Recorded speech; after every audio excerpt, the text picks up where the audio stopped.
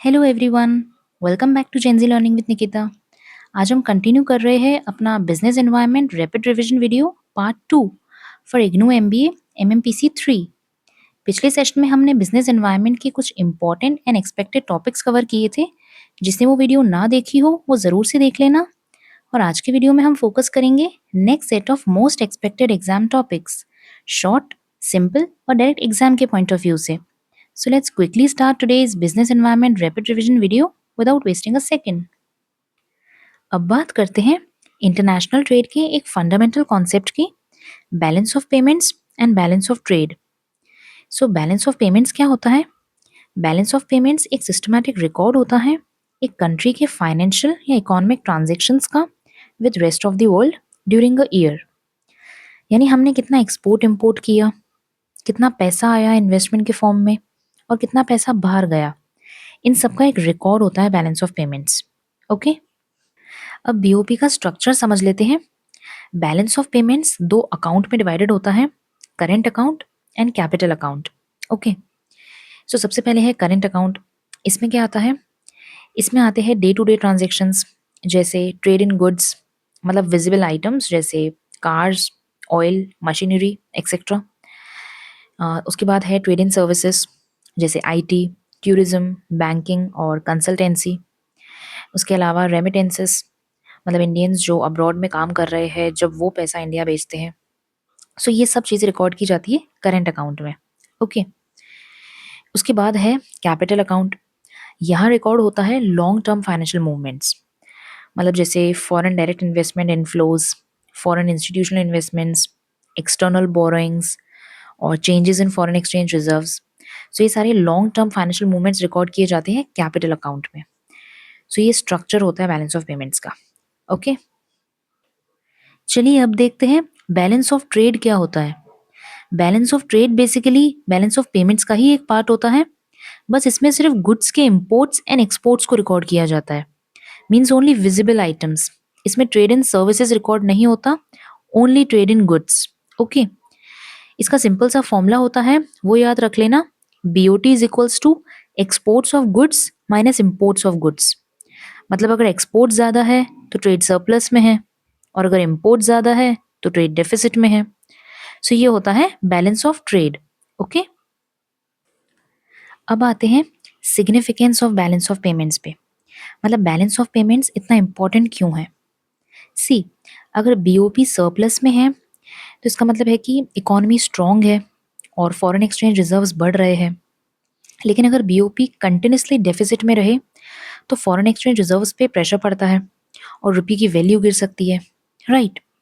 So in short, balance of payments and balance of trade दोनों ही indicators हैं कि हमारी economy rest of the world के साथ कितनी बैलेंस ट्रेड कर रही है। ओके, अब एक क्वेश्चन है जो काफ़ी बार रिपीट हो चुका है, when is balance of payments is said to be in equilibrium. Balance of payments तब इक्विलिब्रियम में होता है जब एक कंट्री के total receipts from the rest of the world और total payments to the rest of the world ये equal होते हैं, राइट।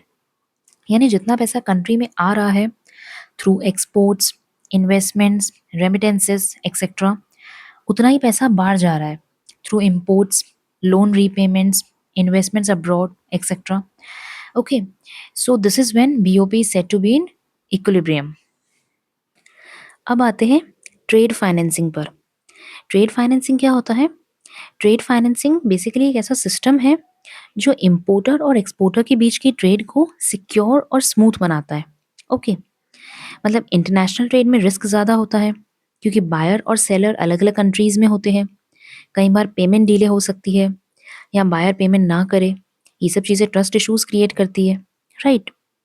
इसलिए बैंक्स और फाइनेंशियल इंस्टीट्यूशंस कुछ ट्रेड फाइनेंस इंस्ट्रूमेंट्स यूज़ करते हैं जिससे दोनों पार्टी सिक्योर फील करें। ओके, अब देखते हैं major instruments of trade financing, मतलब बैंक्स और फाइनेंशियल इंस्टीट्यूशंस कौन से इंस्ट्रूमेंट्स यूज़ करते हैं ट्रेड को सिक्योर बनाने के लिए। सबसे पहले है लेटर ऑफ क्रेडिट। ये सबसे कॉमन इंस्ट्रूमेंट है। इसमें बैंक बायर के बिहाफ पर गारंटी देता है कि अगर सेलर ने शिपमेंट प्रॉपरली डिलीवर कर दी तो पेमेंट पक्का मिल जाएगी। ओके, फॉर एग्जाम्पल, सपोज एक इंडियन इम्पोर्टर जर्मनी से मशीन खरीद रहा है, तो वो अपने इंडियन बैंक से लेटर ऑफ क्रेडिट ओपन करवाता है। जब जर्मन सेलर टर्म्स फुलफिल कर देगा और उसको शिपमेंट डिलीवर कर देगा, तो उसे उसके बैंक के थ्रू पेमेंट मिल जाएगी। So this is letter of credit. Okay. अब सेकंड है बिल्स ऑफ एक्सचेंज। ये एक रिटर्न ऑर्डर होता है जिसमें बायर रिटर्न में ये प्रॉमिस करता है कि वो सेलर को एक फिक्स डेट पर पेमेंट करेगा, जैसे 90 डेज के बाद। इससे शॉर्ट टर्म क्रेडिट मिल जाता है और लिक्विडिटी भी बेटर मैनेज हो जाती है। सो this is bills of exchange. उसके बाद है बैंक गारंटी। इसमें बैंक ये गारंटी देता है कि अगर बायर पेमेंट नहीं करता तो बैंक खुद पे करेगा। ये यूजुअली बड़े प्रोजेक्ट्स, कंस्ट्रक्शन कॉन्ट्रैक्ट्स या हाई वैल्यू डील्स में यूज होता है। ओके। फिर है एडवांस पेमेंट। इस सिचुएशन में बायर पहले से ही सेलर को पैसे दे देता है। ये तब होता है जब ट्रस्ट लेवल हाई हो या सेलर ने कस्टम मेड गुड्स बनाए हो। ओके। और फिर सबसे लास्ट में है फैक्टोरिंग। इसमें एक्सपोर्टर अपने आउटस्टैंडिंग इनवॉइसेस एक फाइनेंस कंपनी को सेल कर देता है ताकि उसे इमीडिएट कैश मिल सके। उसके बाद वो फाइनेंस कंपनी बाद में बायर से पेमेंट कलेक्ट करती है। इससे एक्सपोर्टर के कैश फ्लो में इंप्रूवमेंट होता है। Right. So this is factoring. So ये कुछ मेजर इंस्ट्रूमेंट्स होते हैं ट्रेड फाइनेंसिंग के। ओके। अब है importance of trade financing. Trade financing important इसलिए है क्योंकि इंटरनेशनल ट्रेड में ट्रस्ट और कॉन्फिडेंस बिल्ड करता है। राइट। उसके अलावा कंपनीज को लिक्विडिटी मैनेज करने में हेल्प करता है और पेमेंट डिले और डिफॉल्ट का रिस्क कम करता है और ओवरऑल ग्लोबल ट्रेड को फास्ट और एफिशिएंट बनाता है। So in simple words, trade financing एक ब्रिज है जो वर्ल्ड के बायर्स और सेलर्स के बीच ट्रस्ट और टाइमली पेमेंट का कनेक्शन बनाता है। ओके।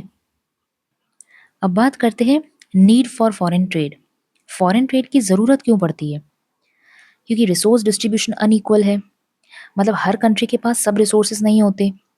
जैसे इंडिया के पास आईटी स्किल्स और एग्रीकल्चर है पर ऑयल कम है। तो ट्रेड के थ्रू हर कंट्री अपनी ज़रूरत पूरी करती है। राइट। देन स्पेशलाइजेशन और एफिशिएंसी। कंट्रीज उन गुड्स में स्पेशलाइज करती है जिसमें उन्हें एडवांटेज होता है, जैसे जापान इलेक्ट्रॉनिक्स में, इंडिया सॉफ्टवेयर में।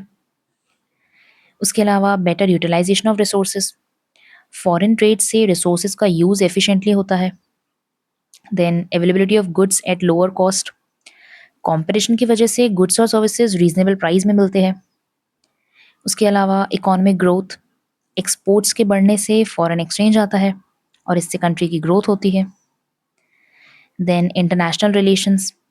ट्रेड से कंट्रीज के बीच फ्रेंडली और कोऑपरेटिव रिलेशंस बनते हैं। सो इसलिए फॉरेन ट्रेड की ज़रूरत पड़ती है। ओके। अब बात करते हैं एडवांटेजेस ऑफ फॉरेन ट्रेड की। फॉरेन ट्रेड के काफ़ी इंपॉर्टेंट बेनिफिट्स होते हैं। First, market expansion. प्रोड्यूसर्स को सिर्फ डोमेस्टिक मार्केट नहीं मिलता बल्कि इंटरनेशनल मार्केट भी मिलता है, जिससे डिमांड बढ़ती है। Second, employment opportunities. Export industries बढ़ने से नए जॉब्स क्रिएट होते हैं। Then foreign exchange earnings. Exports के थ्रू कंट्री को फॉरेन करेंसी मिलती है। उसके अलावा टेक्नोलॉजी ट्रांसफ़र। फॉरेन कोलैबोरेशन से लेटेस्ट टेक्नोलॉजी और मॉडर्न मेथड्स मिलते हैं। Then better quality and competition. मतलब ग्लोबल कंपटीशन से कंपनीज अपने प्रोडक्ट्स और सर्विसेज को इम्प्रूव करती है।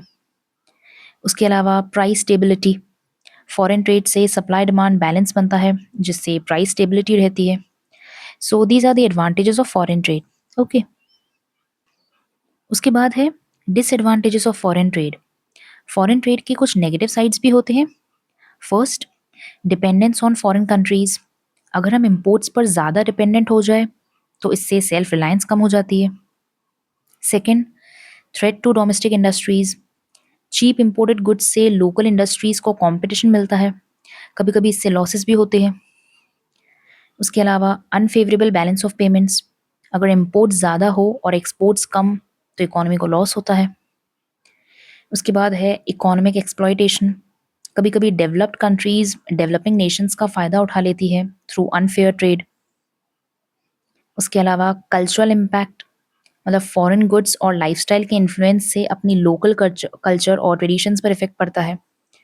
So these are some disadvantages of foreign trade. Okay. अब हम बात करने वाले हैं कुछ इंपॉर्टेंट इंटरनेशनल इंस्टीट्यूशंस के बारे में, जैसे IMF, world bank and WTO. So सबसे पहले है IMF, international monetary fund. IMF एक ग्लोबल ऑर्गेनाइजेशन है जो 1944 में स्टैब्लिश हुआ है। इसका मेन पर्पस है पूरे वर्ल्ड में फाइनेंशियल स्टेबिलिटी मेंटेन करना, कंट्रीज को लोन देना और उनकी इकोनॉमिक पॉलिसीज मॉनिटर करना। ओके, IMF के 3 मेन फंक्शंस होते हैं। First, monetary support. जब किसी कंट्री को बैलेंस ऑफ पेमेंट्स में प्रॉब्लम होती है तो IMF फाइनेंशियल हेल्प करता है। सेकंड, सर्वेलेंस, मतलब मेंबर कंट्रीज की इकोनॉमी को मॉनिटर करता है और पॉलिसी सजेशंस देता है। एंड थर्ड, कैपेसिटी बिल्डिंग, मतलब ट्रेनिंग और टेक्निकल असिस्टेंस प्रोवाइड करता है ताकि कंट्रीज अपने इकोनॉमिक सिस्टम को और ज़्यादा स्ट्रॉन्ग बना सके। ओके, सो ये शॉर्ट नोट्स में पूछा गया है about IMF and its functions, so ये एक बार देख लेना। ओके, उसके बाद है वर्ल्ड बैंक। वर्ल्ड बैंक भी 1944 में ही स्टैब्लिश हुआ था, लेकिन इसका फोकस IMF से थोड़ा अलग है। IMF शॉर्ट टर्म लोन्स देता है, जबकि world bank long term development projects के लिए फंड्स प्रोवाइड करता है। ओके, इसके 5 मेन पार्ट्स हैं। IBRD, international bank for reconstruction and development. IDA, international development association. IFC, international finance corporation. MIGA, multilateral investment guarantee agency. And ICSID, international centre for settlement of investment disputes. So world bank mainly developing countries में projects को fund करता है, जैसे smart city mission, स्वच्छ भारत अभियान और infrastructure development projects. Okay, और फिर उसके बाद है WTO, world trade organization. World trade organization एक इंटरनेशनल बॉडी है जो फ्री और फेयर ट्रेड को प्रमोट करती है। इसके मेन गोल्स है ट्रेड बैरियर्स रिड्यूस करना, जैसे import duties, tariffs and trade disputes resolve करना, एंड उसके अलावा ट्रांसपेरेंसी इंश्योर करना इन ट्रेड पॉलिसीज़। इसके कुछ एडवांटेजेस भी होते हैं, जैसे इससे WTO से ग्लोबल ट्रेड बढ़ती है, एक्सपोर्ट अपॉर्चुनिटीज़ इंक्रीज होती है। बट साथ ही कुछ डिसएडवांटेजेस भी हैं, जैसे डेवलपिंग कंट्रीज़ पे प्रेशर बढ़ जाता है, स्मॉल इंडस्ट्रीज़ को टफ कंपटीशन मिलता है।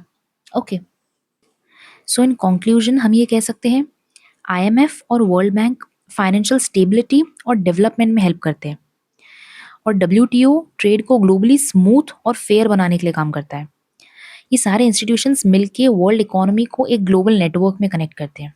ओके, अब देखते हैं ADRs, यानी कि अमेरिकन डिपॉजिटरी रिसीट्स।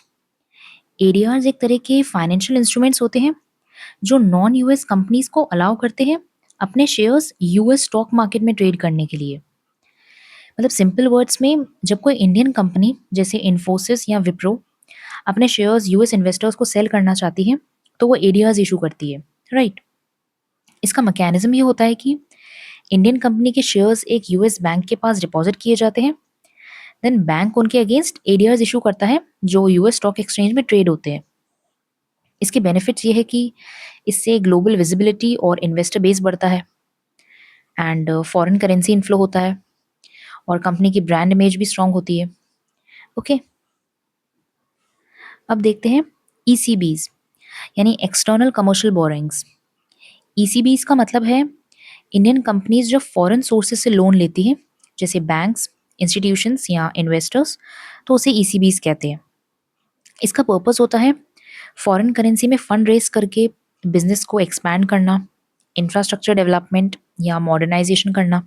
ओके, इसको रेगुलेट कौन करता है? RBI के रूल्स के अंडर ECBs को अप्रूव और मॉनिटर किया जाता है। ओके, और इसके एडवांटेजेस होते हैं कि कभी कभी cheaper cost of boring and access to large international funds and diversification of funding sources. Okay, and that's it for our complete business environment rapid revision series. हमने सारे इंपॉर्टेंट टॉपिक्स कवर कर लिए हैं फॉर MMPC 3 जो IGNOU exams में repeat होते आए हैं। अगर ये रिविजन सीरीज आपके लिए हेल्पफुल रही हो तो वीडियो को लाइक करो, कमेंट में लिखो किस सब्जेक्ट का नेक्स्ट रैपिड रिविजन देखना चाहते हो, और चैनल को सब्सक्राइब करना मत भूलना for more IGNOU MBA videos. Till then, all the best for your exams, and as always, keep learning, keep shining.